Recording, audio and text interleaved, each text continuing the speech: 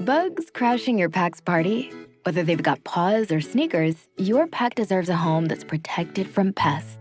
That's where Wondercide comes in. Plant-powered protection made with steam-distilled natural essential oils that actually work. It kills and repels fleas, ticks, mosquitoes, and ants without questionable ingredients or overpowering smells. Safe to use around kids and pets when used as directed. Lab-proven to work fast. And proudly made in the USA. We offer sprays for pets, people, homes, and yards. Plus, spot-on treatments, collars, and even shampoos. Whatever your pack needs, we've got it covered.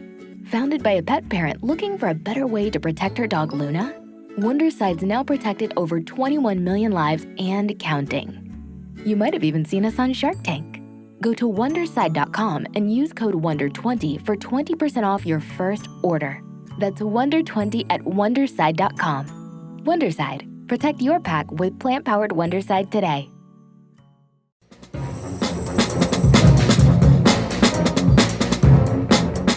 Hello, this is Aaron West. I am the author of the A24 New Wave. In this book, I look at A24's output and I make the argument that we are in a new wave movement right now. A24 plays a major role.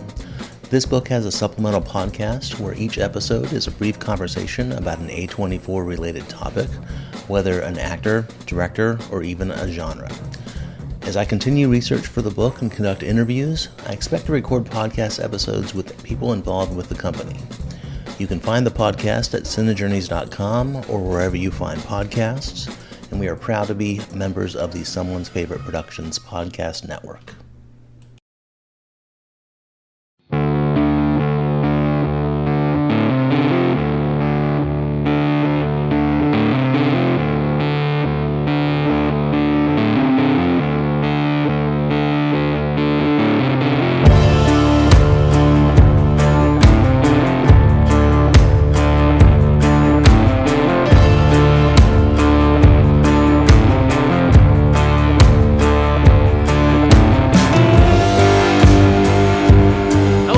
Welcome to the Kulturecast. I'm Chris Stachiw, and I am joined by two people who I know are going to have a lot to say about this film we're about to talk about.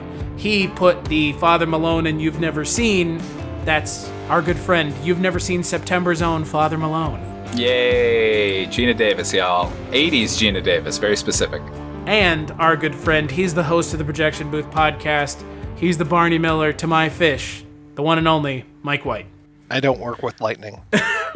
Oh, you should just start saying whatever weird things Michael Richards said in this movie, because at least he wasn't screaming racial epithets, folks. I sure was looking for subtitles for this movie. Holy shit. So, on this episode of the Kulturecast, we are, like Father Malone said, continuing Geena Davis in the 80s month for You've Never Seen September, with a film that I had not seen, for good reason. We're talking about 1985's Transylvania 65000.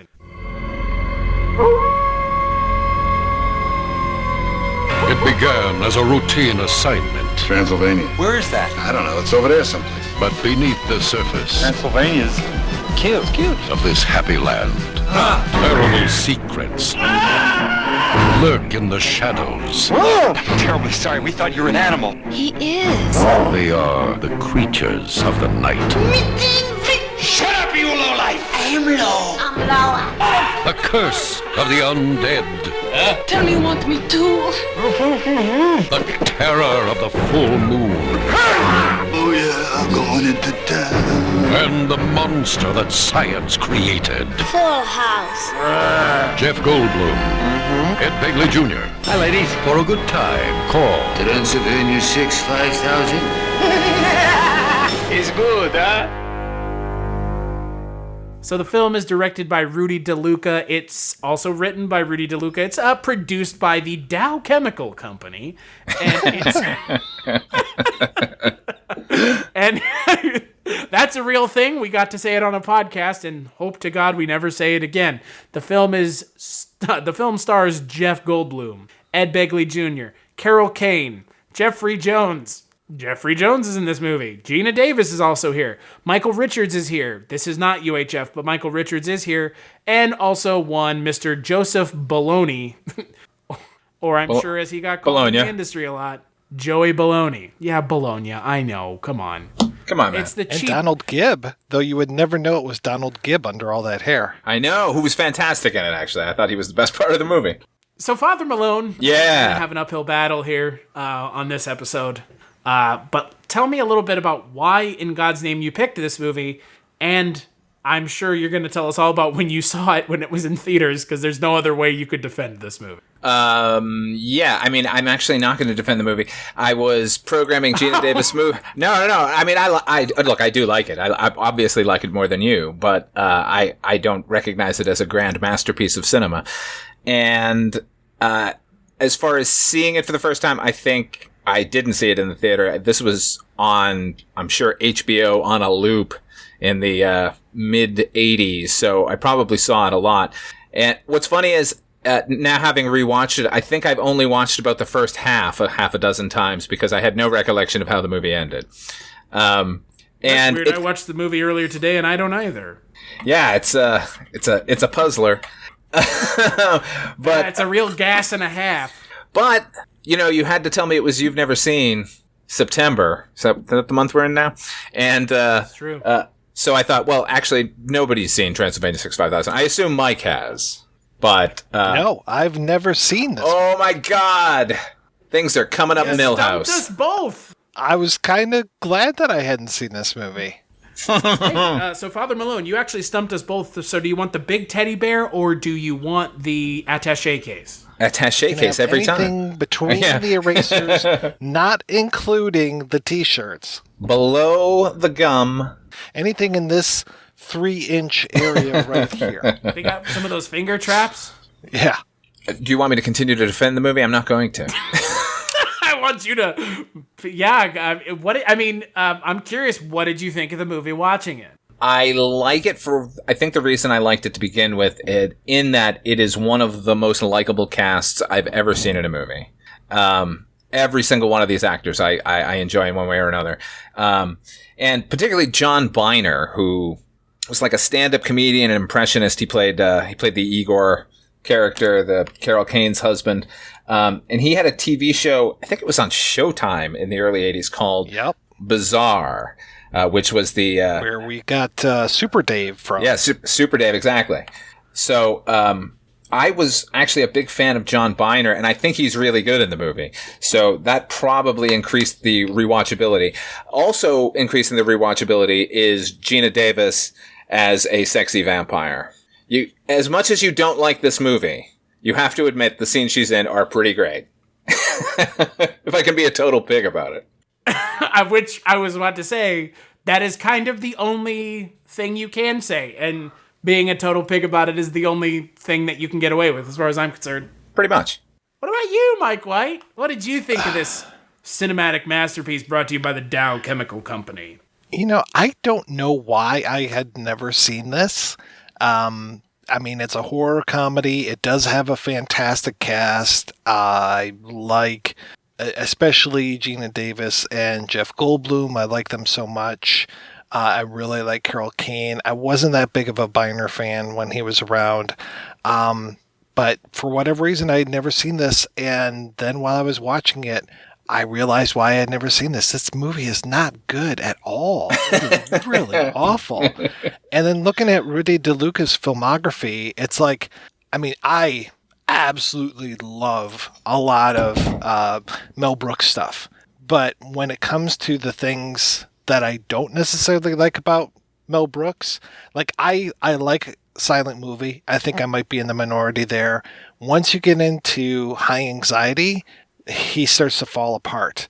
And when you get into like Life Stinks and Dracula Dead and Loving It, those are garbage. Some of the worst movies. Oh, they are hot garbage. And he's all the way in. He's totally invested when it comes to those movies. And I'm like, oh, okay. So basically, he helped drag Mel Brooks down into the lower depths. And it's not good. He did work on Pink Lady, which was a fantastic TV show, but yeah, this was an awful movie. Just not funny at all. I didn't understand. Wait, are you saying it's bad? Is that it's what really you're bad? saying? I just didn't understand, I didn't understand anybody's motivation, the whole reason why they go to Transylvania and why Jeff Goldblum hated Ed Begley Jr. from the outset, and that he's just so mean to Ed Begley Jr. the whole time, and it makes Jeff Goldblum completely unlikable because he's just a dick the whole time, and I'm like, okay, what am I getting out of this? So this was a miserable watch. Can I just say that I liked how mean Jeff Goldblum was to Ed Begley Jr.? It's like a Ren and Stimpy situation. I mean, had Ed Begley been worse, I guess, and then he seems to be paying for his sins because of the Michael Richards scenes. What the fuck was Michael Richards doing in this movie? Just this bizarre. I think he drank from the fire hose too many times. My God. I did have to look up this was post Dow chemical disaster over in India. This came out a year later. So yeah, this was Dow Chemical trying to free up some money. What was it? They had to make this in Yugoslavia so they could free up some money that they had stashed over in Europe because they were hurting so bad because they had poisoned so many people in India. Well, yeah. You know what they say in 2020 America, if they're not white, it doesn't matter. Is that not what they... I was watching Chris, the news. All lives matter. All lives matter. Don't bring your fucking politics on my podcast. You keep your politics on your podcast, sir. Because you know what? If you put politics on my podcast, people will stop listening to me like they've stopped listening to you. Don't you get it? That's true. Oh, Sorry boy. to go on another rant. No. Polemics just coming out. No, it's fine. This movie is absolutely awful. What I don't understand, Father Malone, I'm so sorry. Have you ever wanted to dive deeper into the horror movies you love? Beyond the Blood is a horror podcast for fans who want more than just surface level screams. We do deep dives into the movies that shaped us, digging into director commentaries, behind the scenes stories, deleted scenes, and the special features that most people skip. Each episode is a love letter to the genre. We break down how these films were made, the creative risks that paid off or didn't, and the lasting impact they've had on the genre as a whole. From 70s slashers to modern nightmares, we celebrate the craft, chaos, and characters that keep us coming back. If you're the kind of fan who rewatches movies with the commentary on, or you simply grew up in the video store horror aisle, the Beyond the Blood podcast was made for you. New episodes every single week. Subscribe, and let's dig deep. Welcome to the Beyond the Blood podcast. I'm not, because you didn't make this, and you know what? You're not offending me by not liking this movie. I just think it's hilarious that I found a movie that you've both never seen, and it's probably the worst movie this month. Oh, definitely the worst movie this month. All the others are pretty solid. That just tickles me. Sorry. If you're comparing it to Fletch, yeah. Yeah. The bar is pretty low, right? Yeah, the bar is quite low with Fletch. Not a good movie at all. I'm just saying that the bar is low with this one, because it's like, if this is the worst movie of the month, I mean, that's pretty easy to see. You know, everything else has to be better than this. Yeah, what's weird about this movie is you hit on something, Father Malone, that I would completely agree with. This movie has a good cast. Yeah. And that is where it stops and starts. That's true. They're given nothing to do. It's a fucking shame, frankly. Yeah, yeah. Well, you know what? I'm gonna defend one thing, which is sort of midway through the movie when they're trying to break Ed Begley in and out of the sanitarium. I thought that was really funny. The prisoner getting out, and that's how they get him in. And then someone trying to sneak in, so they throw him out. I thought that was clever, and also Ed Begley is hesitant to climb the fence because he thinks it's electrified, and then Jeff Goldblum takes Ed Begley's hand and just puts it on to see if it is. But before he does that, he takes out a handkerchief just to make sure he wouldn't be electrocuted as well, which I thought was a nice detail, and it made me laugh when I saw it. But, maybe I'm just more sadistic or something. No, I think you had one more laugh than either one of us did. Wow, that's a shame. You guys didn't laugh. You didn't laugh out loud when you saw the model train at the beginning during the credit sequence? No, I didn't laugh at all because I don't understand what the point of this movie was, because they don't seem to be going in the horror angle. And if they have made a conscious and sincere attempt to be funny, then Rudy DeLuca has no idea what it means to write a humorous script that actually has comedy timing. Because there's nothing to laugh at in this movie. I am curious to know if he had written the script prior to Dow Chemical suddenly saying, hey, we need a movie. Because it's, very specifically set in Transylvania, and they knew they had to shoot in Yugoslavia. So I'm curious if what the chicken and the egg thing there was. That's a good question. I don't know. I wouldn't be surprised if they just had this script kind of lying around and then suddenly were able to get it out of turnaround by having him, somebody from Dow saying, "Hey, we need something that's set in Eastern Europe." And then they just send the word. I also don't know what percentage of cast members they had to employ from Yugoslavia to make it a Yugoslavian film. Because there are a lot of folks in this movie that are clearly Yugoslavian actors. Oh, yeah. Like Jeffrey Jones? Yeah. Jeffrey Jones, known Yugoslavian, among other things. It makes me cringe every time he's on screen. It does, which is a shame, because I used to like him so much. And he gives such good performances so often. I mean, he was in that Ravenous film, right, with Guy Pearce? He sure was. He was great in that. Yeah. And he's almost always so good in everything that he's in. And yeah, now you see him and you're just like, oh man, when did it start? Do you have dirty pictures of little kids right now? This is not good. Transylvania 65000. Fuck this podcast. This is like Dante's descent into the fucking nine circle of hell. Just everything about this movie has its own problems, from the fact that Jeffrey Jones is in it to the fact that Dow Chemical Company fucking produced the film on the backs of, God knows what kind of exploitative bullshit that they were pulling in Yugoslavia. Speaking of Jeffrey Jones for 1 second, to think that he had done one other movie before this movie, and that was Amadeus. So he went from that to this. Well, he was probably still over in Europe at the time. He's just like, oh yeah, sure, give it to me, I'll do it. That's entirely likely, yeah. And then Carol Kane's in this movie. She's great. Come on, she's really good. I mean, she's great, but again, she doesn't have anything to do. I mean, neither she and Biner are just like, I read in the trivia where it's just like they had one line of things to do and they just improvised, and I'm like, okay, yeah, I can really see that, because who knows what the fuck they're doing? I'm not sure Carol Kane knows. The whole thing with the window washing, I mean, it's not funny. Yeah. This feels like people watched comedy films from the 40s and 50s and tried to emulate it, and they don't know how or what made those films, Abbott and Costello Meet the Mummy. They don't understand what made that funny.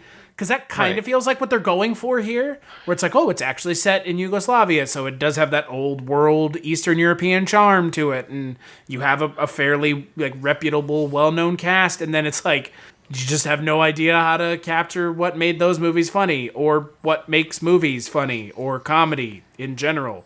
The first laugh between two cavemen is literally passed over by Rudy DeLuca because he has no idea how to write comedy at all. I don't get it. I genuinely don't have any idea. Well, he co-wrote Caveman with Ringo Starr. Yeah, there you go. Yeah, I mean, DeLuca would have been familiar with Young Frankenstein, having... I'm sure he was. In the comedy business. He would have known that movie and should have emulated that more.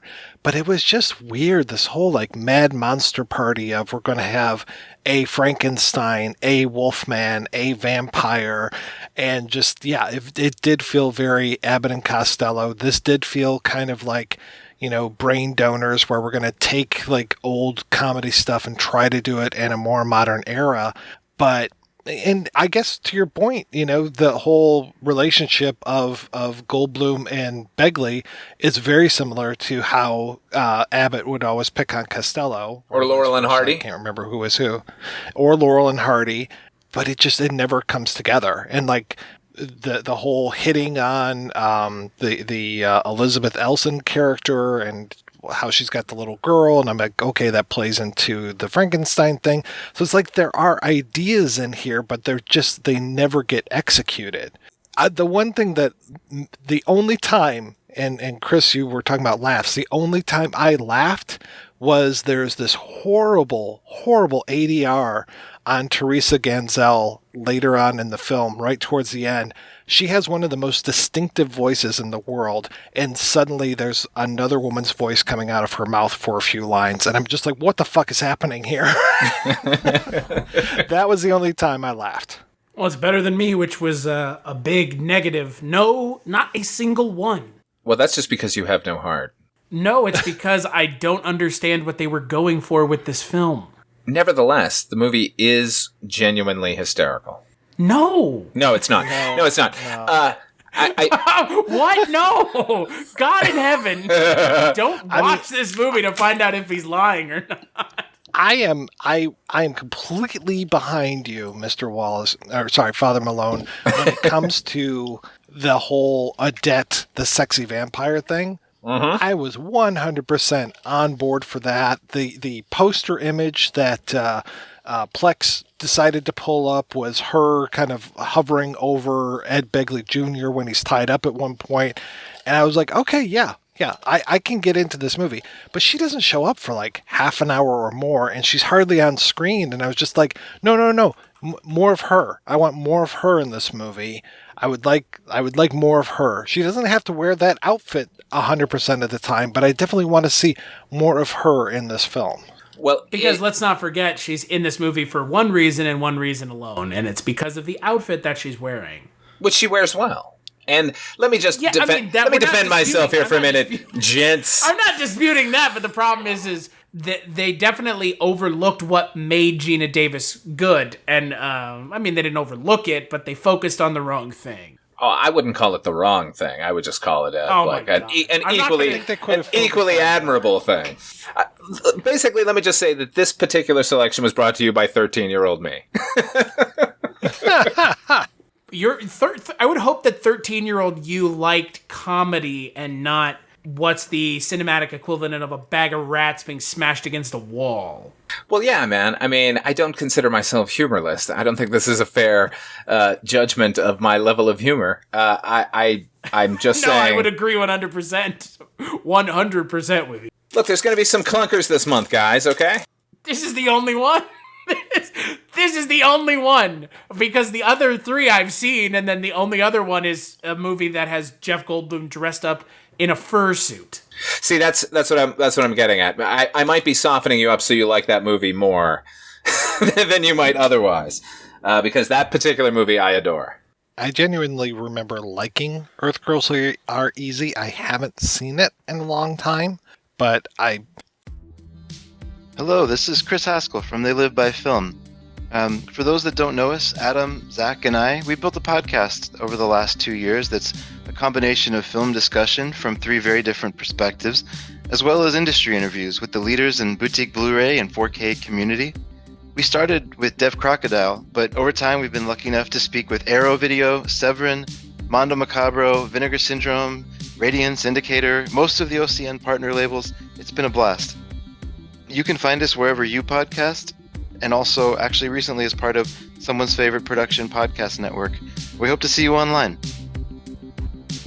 Definitely, in retrospect, like it more than this one. Oh yeah. Well, this one, it's what's weird about this movie is I almost don't even remember what happened in the movie. And you just watched it. And I just watched, no. Okay, no, I did not. I watched it earlier today. It is, I watched it at 2 p.m, okay? And I can't remember it 6 hours later. That's the sign of, a great film, I think, if you can't remember it at all.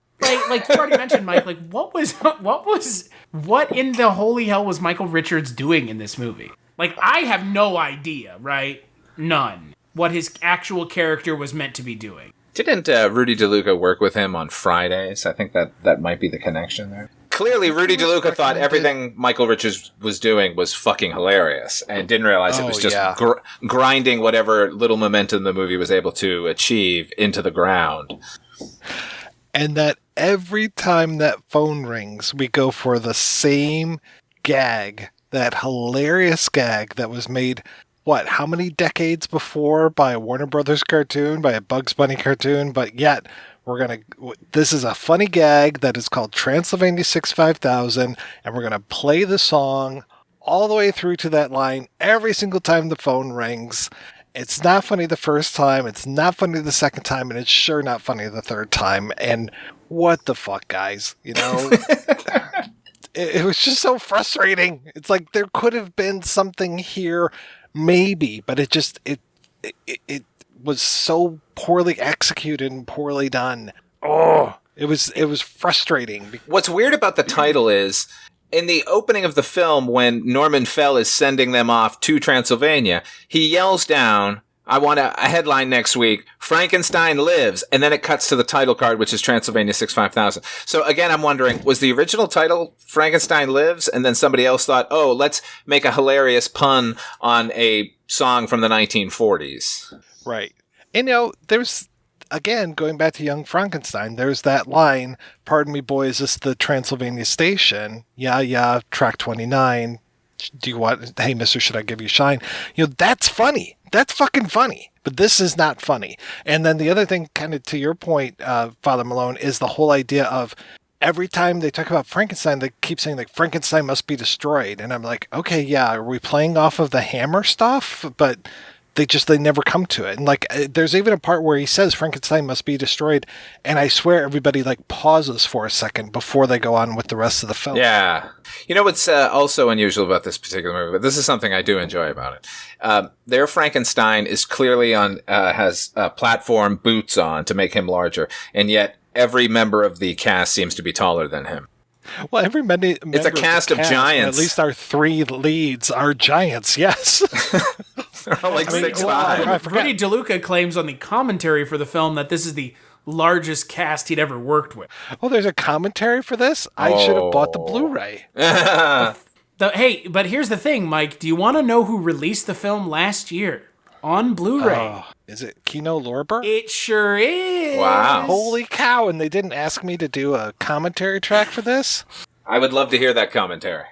This movie is another joke that does not work.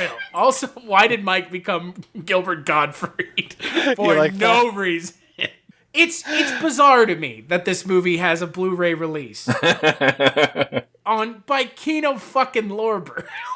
I mean, we talked about it on that Patreon episode for Dawn. That the movies that are getting Criterion Collection releases are their quality is tenuous at best. And boy, I don't know what Kino Lorber was smoking, but if you guys want to send some of that my way, I'd love to find out what you're seeing. Jeff Goldblum. That's what they're saying. He's very hot right now. But is this even a Jeff Goldblum quality performance? It's not very good, no. No, like it doesn't play into the things that make Jeff Goldblum a good actor, which is his quirky nature. And the characters that he plays are always very standout characters because they play to Jeff Goldblum's strengths as an actor. And this movie, it's like, turn the one lovable guy into a total dickhead. And it's like, why would you do that? I agree that the character's a total dickhead, but I think seeing Jeff Goldblum play exasperated for the length of a film was kind of refreshing instead of all the sort of bundle of quirks we're now used to from him.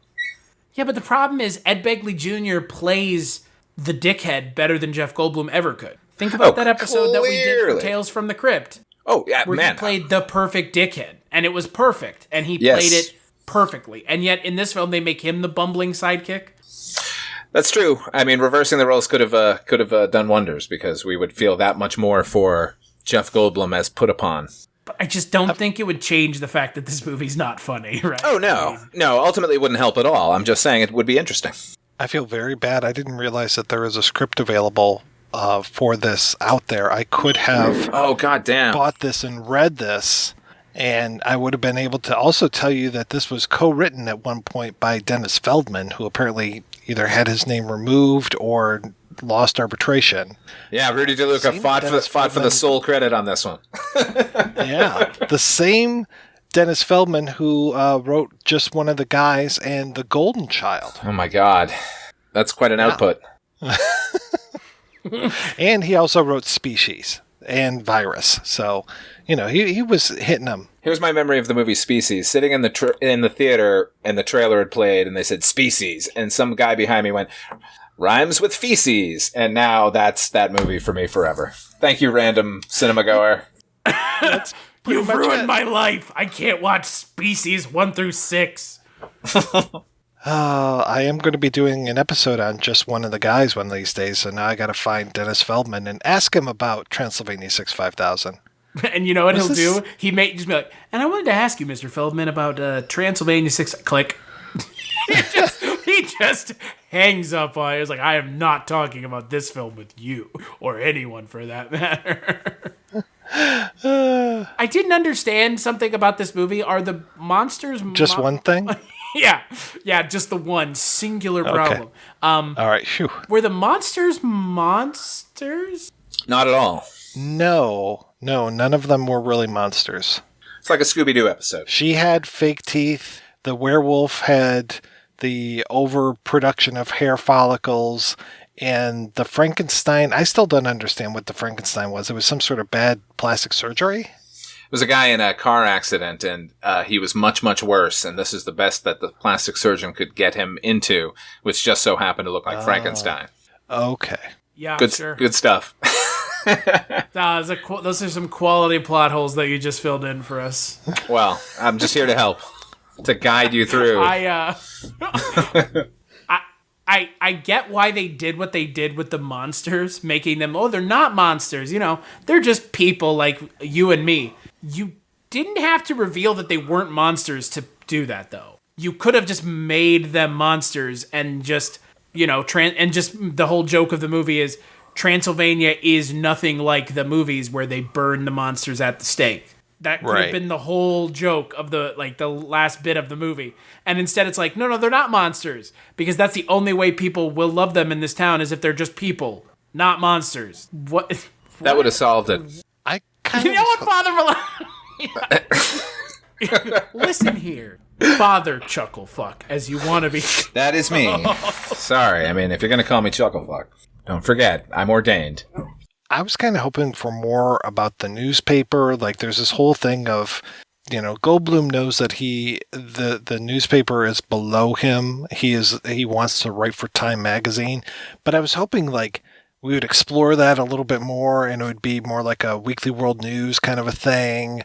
Or there was that TV show called The Chronicle where they would investigate stuff. Like, it would be like, hey, Bat Boy. And then they would go and find that there really was a Bat Boy.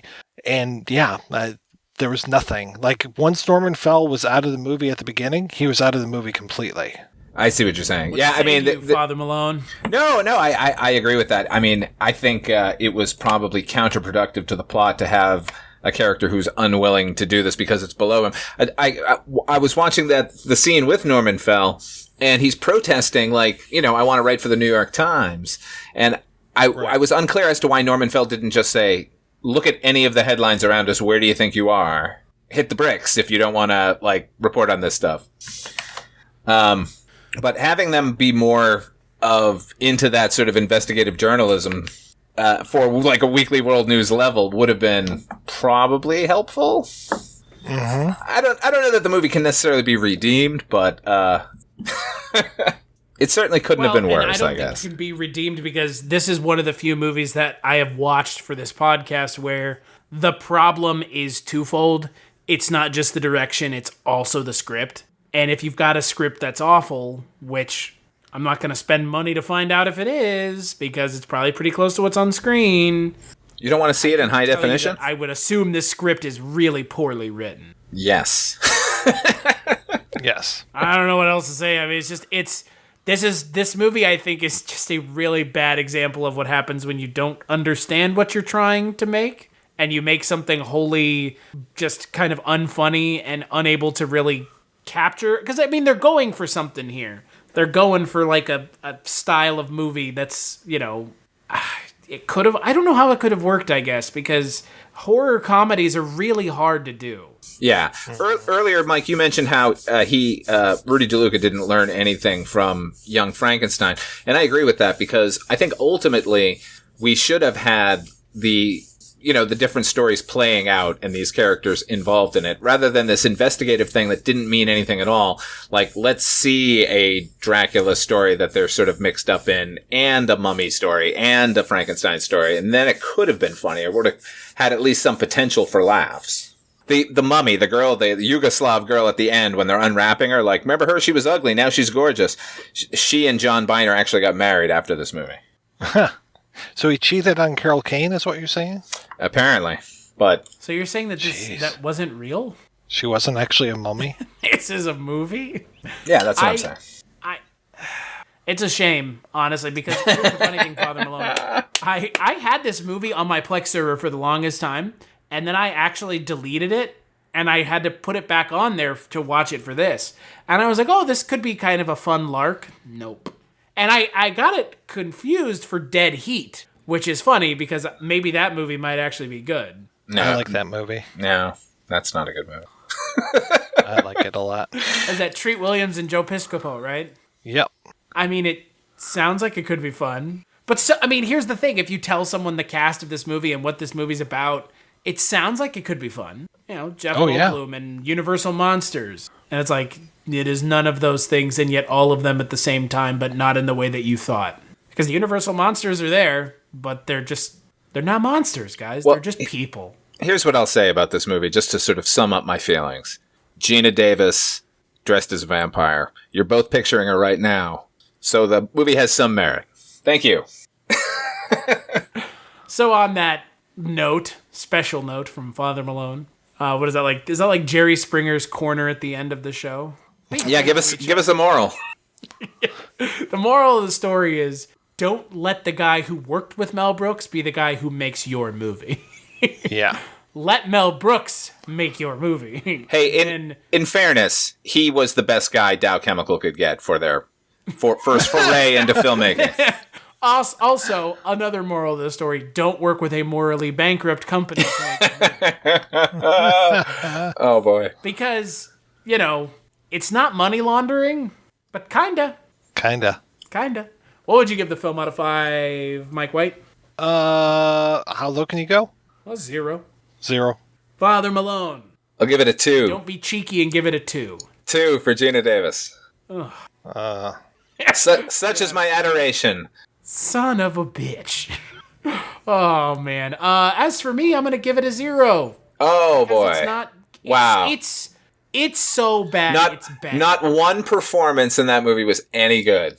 Even if they're good, they're still in this movie, and that's the problem. Yeah, but that should kick it up to at least a 1.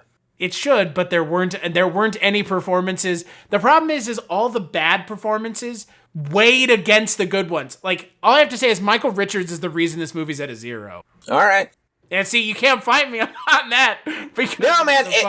Yes, it is a waste of time to watch the movie. But if you're maybe interested in these people at an early part of their lives and careers, I think they're doing good work. That's all. If you're interested to see what Yugoslavia looked like in 1985, yeah, I don't know. I agree. This is a bad movie. I'm just saying it's not worthless. So on that note, this movie was, this movie was a time for all three of us. It definitely was a weird and interesting movie experience for everyone. But let's take a break and we'll play a preview for the film I bet the three of us wished we had watched this week on the Kulturecast. I think you're making a mistake. I think you really want to talk to me. Sorry, I have 3 other interviews to do before this party's over. Yeah, but they're not working on something that'll change the world as we know it. They say they are. Yeah, but they're lying. There is a limit, even to the imagination. Human teleportation, molecular decimation, breakdown, and reformation is inherently purging. Where our greatest creations meet our deepest fears. Something went wrong, Seth. When you went through, something went wrong. You are about to go beyond that limit.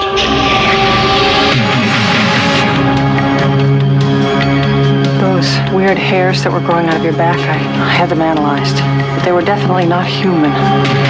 If you saw how scared and angry and desperate he is. I'm sure Typhoid Mary was a very nice person, too, when you saw her socially. No! You're afraid to be destroyed and recreated, aren't you? You're changing, Seth. Everything about you is changing. Oh no. What's happening to me? Am I dying? I want to know what's going on. What does the disease want? It wants to turn me into something else. Oh no. A fly got into the transmitter pod with me that first time when I was alone. Don't go back to it. It could be contagious. I'm afraid. Don't be afraid. No. Be afraid. Be very afraid.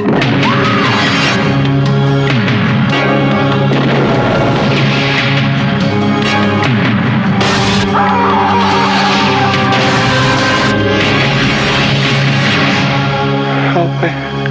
Please, help me.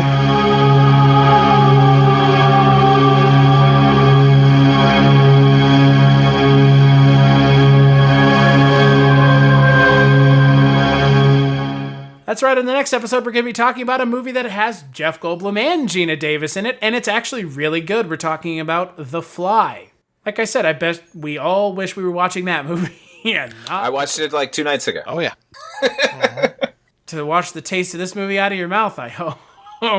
Oh, man. And on that episode, I will be joined by our good friend, the one and only. Someday I'll get him and Mike on the same podcast because we've done it before. Big Rich Haddam from the West Coast is going to be joining me to talk about The Fly, along with Akron's own Maggie the Odd. Until then, where can people find you, Mike White? You can find me over at the Projection Booth Podcast, which is available, oddly enough, at projectionboothpodcast.com. And you can find Chris and I talking about the life and times of Captain Barney Miller at maybe BarneyMillerPodcast.com. If you Google it, you'll find it. And also, you can find the three of us talking about Twilight Zone 1985 at Dreams for Sale. What about you, Father Malone? Well, as Mike just mentioned, you can hear me with these two guys on Dreams for Sale. You can also hear me on Chronicles from the Crypt, the podcast about the HBO television series with Chris here. We did that together.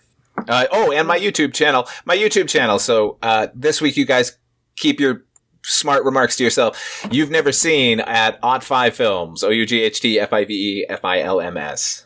But theoretically, yeah. Just follow this line of thinking here. No. Say I were to rebuking you right now. Yeah. Have seen the movie you're talking about. Yes. Should I still watch your YouTube? Yes, absolutely. But should I then, if I have seen said film, tell you I have seen it? That is apparently the preferred way people get in touch with me. So I wouldn't say you'd be wrong in doing that. Fair. As for me, you can find me on Twitter at casualty_Chris.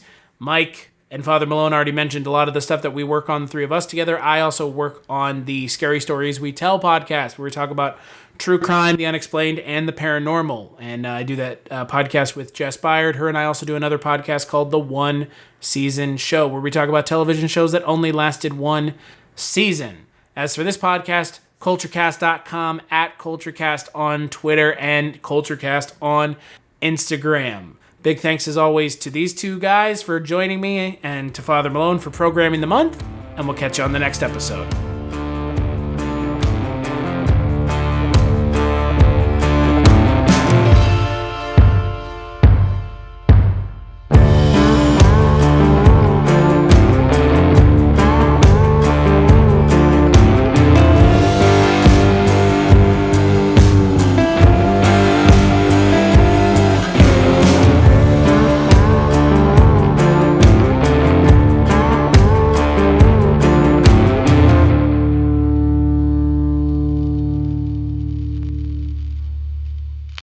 Hello and welcome to Tumbleweeds and TV Cowboys. My name is Hunter. In this podcast, I'll be joined by a different guest each week to discuss a classic Western movie or TV show. I've been a fan of classic Westerns for as long as I can remember, and in recent years, they've become very nostalgic for me. I love the aesthetic, the tropes, and I love seeing different filmmakers' takes on them. At their best, they're incredibly entertaining, rewatchable, and some of my all-time favorite movies are Westerns. We'll mostly focus on Western movies made in Hollywood, but we'll also be covering spaghetti Westerns, and one thing I'm very excited to get into are Western TV shows. I've got some amazing guests coming on the show, film professors, historians, and podcasters. And Tumbleweeds and TV Cowboys is part of the Someone's Favorite Productions podcast network, and many guests on the show will be from other shows on the network. Thanks for listening.